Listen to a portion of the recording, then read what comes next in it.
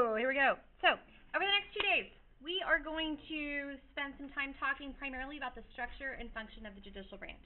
I have not assigned for you to read any of the stuff from the textbook. You might make yourself a note, like if we talk about something and you feel like you need a little more practice or whatever, it's chapter 9 of your textbook. But I honestly feel like for a lot of people, the judicial branch is kind of like a coming together of everything that we've talked about.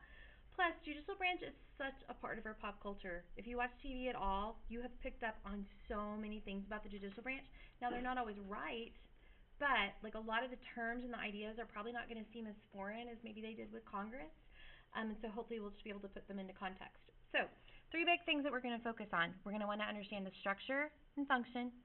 We're going to understand this Latin word certiorari or certiorari, you can say it either way, and then we're going to look at decision making. But like I said, we're not going to get super far today because the structure is going to take us quite a while. So here we go. Isn't that pretty? Yeah. Thanks. So, I told you guys years ago, I took kids on a field trip to DC, and we got to, my 2 friends and I that went, we went and heard the Supreme Court. I swear that was like, oh my gosh, it was just like, I can't even, it's like a 4-year-old at Disney World. Like it was, I remember like everything. I remember like what it felt like. And I swear I felt like I was like this tall, and like the whole room was so big. Like when you're a kid and everything's so huge. And I wasn't a child, I was an adult, but it just seemed so, it was just incredible. Anyway, so I'm going to get really excited. Wait, the school went to DC? I worked in a different school district, and we went through a program, but yeah, we did. It was really cool. Okay, well, no, we could, just not during school. So, okay, all right. So we are going to start. You're going to have a diagram about the court structure that you're going to want to draw. This diagram is really going to help you, okay? Before we draw out the whole diagram, though, okay? Well, you know what? You could start with just like drawing a line down the middle, and you're going to have some boxes. So we'll get to the diagram in a minute. But a big part of understanding the structure of the court system is understanding the idea of jurisdiction. And jurisdiction is kind of a complicated concept, but if you can really understand jurisdiction, then everything's going to make a lot more sense.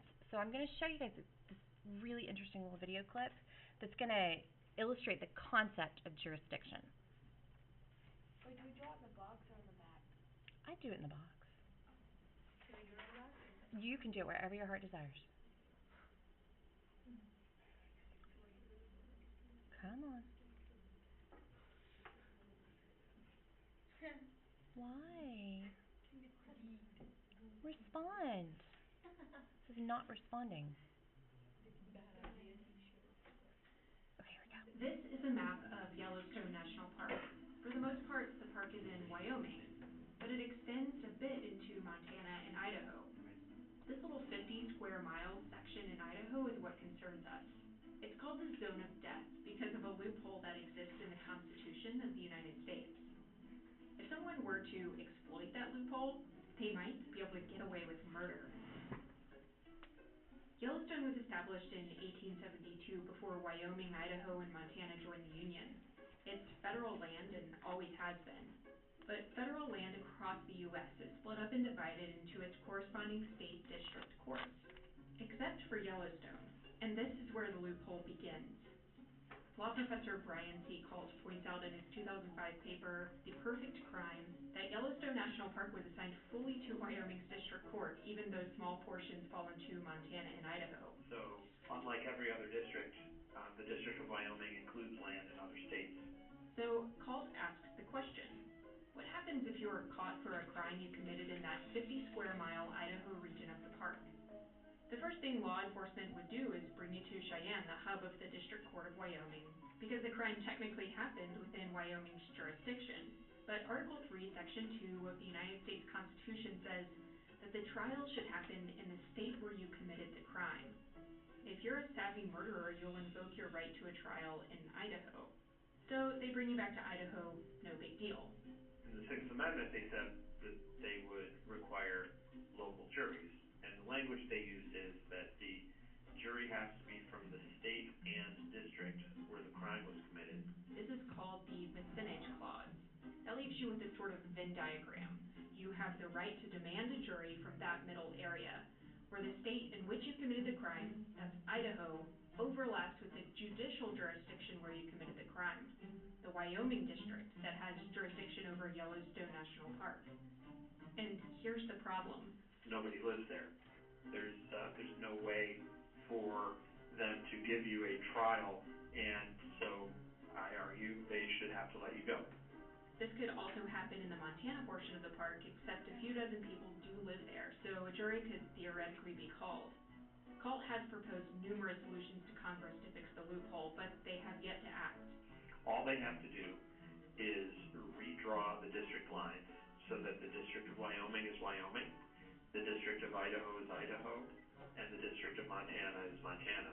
And if they do that, this all goes away. So if you're planning a gathering of your adversaries, exes, and debtors, maybe try Yosemite. Why would they give them the idea? Just a fun thing to think about. Okay, so from that video, if I'm telling you that the video is illustrating the eye of jurisdiction, Whitney, what do you think jurisdiction means? I just think of like the courts and justice and law. Okay, courts, justice, law. Okay, you're headed in the right direction. Ryan, what would you add to that? Like, what do you think jurisdiction means? I think that hers was good. It was good. It was very good. Okay, Brian, you're going to help us. Your realm of authority almost, like Ooh. what you can, like basically your area that you have control over. Good. The area that you have control over. It's your realm of authority. A big part of understanding our courts then is understanding the different kinds of jurisdiction that courts have. Okay? So, first of all, this line down the middle illustrates to you that we have what is called a dual court structure. Okay? On the right-hand side, we're going to have Texas courts. On the left-hand side, we're going to have United States courts. Why do we have Texas courts and United States courts? Ah, awesome. Federalism, right? So way back in the course, we said that one of those concurrent powers is that everybody has a right to define what's a crime, and they have a right to create a court. Well, then that means that we are going to have a dual court structure. If y'all can pass it, I don't think that, Gracie, have y'all had these yet, the cases? So it's just those girls over there that still need it. Okay? The three courts that I'm put on the screen for you thus far have what is called original jurisdiction. So if something's original, hey, if something's original, that means it's first. Okay, Jacob, all of your papers are already in that 8A folder above Alondra's head if you want to grab them. Okay, original jurisdiction means it's the first time a case is heard. It means that there is likely a jury if you warrant a jury trial, if you're going to have a jury trial, and there's going to be a guilt or an innocence verdict. If it's a civil trial, there's going to be like, you caused this damage, you violated this contract. There's going to be a decision, okay?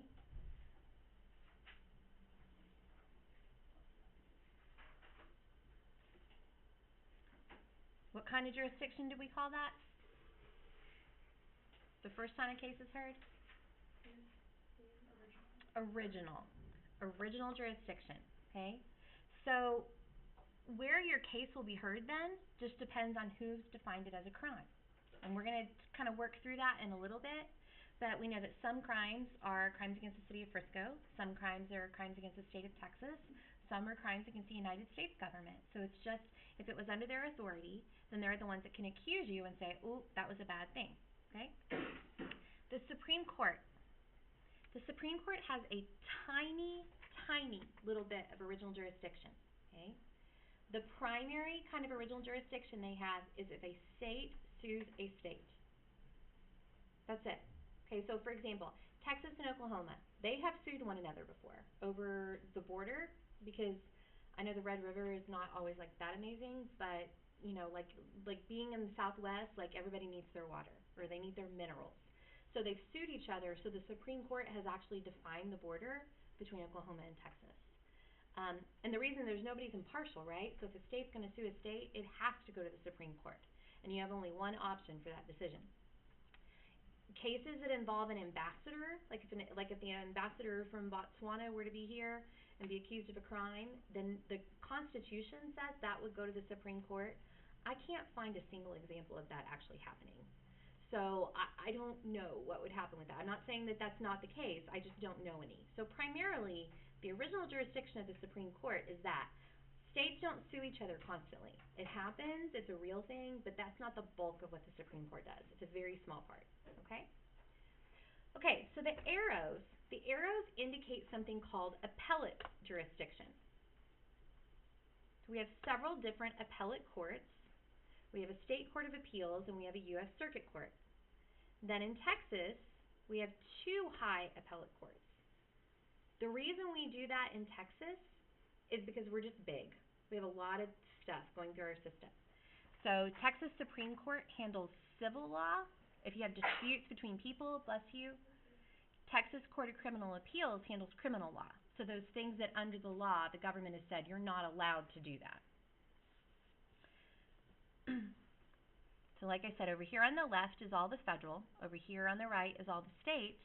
And then, of course, the Supreme Court also has appellate jurisdiction. 99% of what they do is going to be under appellate jurisdiction. What's wrong? We accidentally put the whole thing on the back instead of like right here. That's okay. Alright. It works. Okay? So we're going to kind of talk through this diagram a little bit and try to make sure that we understand how it works. Okay? All right. So first of all, let's start from the very, very beginning. Bless you. Which of these courts were created by the Constitution? Supreme Court. That was it. So the Constitution in Article what? 3. All right. You're like on fire today. So Article 3 created a Supreme Court. That was it. Congress, remember, passed something called the Judiciary Act of 1789. And when they did that, they created lower courts, and they started this idea of the structure, where different courts would be responsible for different things. If you remember, portions of that law were nullified, other portions stayed in place. Even today, you guys, Congress can create new courts. They can create special courts. Back in the 80s, there was this big banking crisis. It was called the savings and loan crisis, and there were tons of people who went bankrupt, and that's a federal situation. And so they created a special just bankruptcy court in Plano, Texas, like just to handle that. So Congress can do that. They can go in and they can create special courts or whatever. So they're going to authorize that structure. This is what we look like in Texas. Not all states look exactly the same, but there's kind of like a similar flow or similar process. Okay? How does one get to be a judge on this side? Appointed by the president and approved by the Senate. So you must, every single person over here. So there are 9 people on the Supreme Court. There are, I don't know how many circuit court judges there are. There's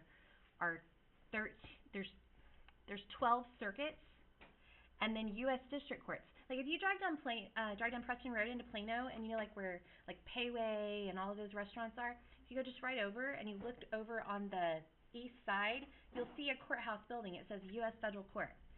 That's one of these. So every one of those judges technically are appointed by the president and confirmed by the Senate. Okay? There's some loopholes in there, and we'll kind of talk about it, but that's the constitutional way that it's done. Okay?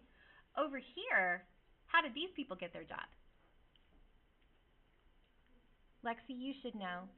Voting. Remember, they were all on your ballot, right? It was like judge after judge after judge after judge.